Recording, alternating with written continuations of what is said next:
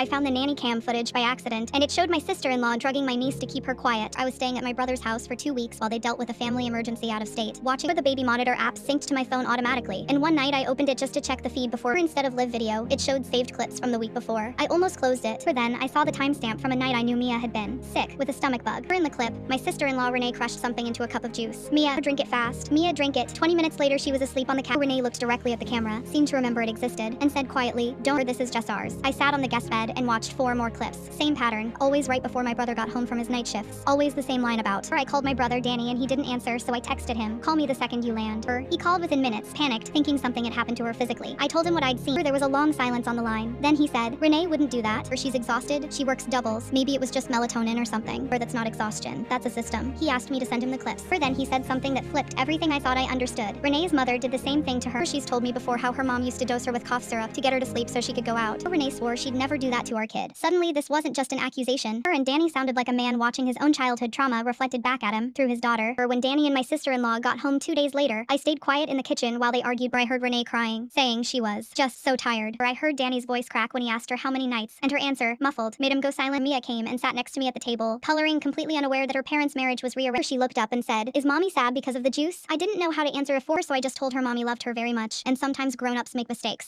That night, Danny asked me directly, should he call his pediatrician and report it, which could true, or should he handle it privately, get Renee into therapy, and keep this inside the family? He reminded me that Renee grew up with nobody protecting her from the exact same thing, and that reporting her might just repeat another kind of damage, tearing apart the one home Mia had. Every version I imagined ended somewhere painful. Report it, and Mia might lose her mother, stay silent, and I become the aunt who watched footage of a child being sedated and chose family peace. Danny asked me not to say anything to anyone else yet, just until we figure out the right way to fix her. I told him I needed a few days to think, but I already knew that whatever I decided, I would carry it for the rest of my life. And I still don't know, even now, if silence was love or if it was the same secret Renee's mother once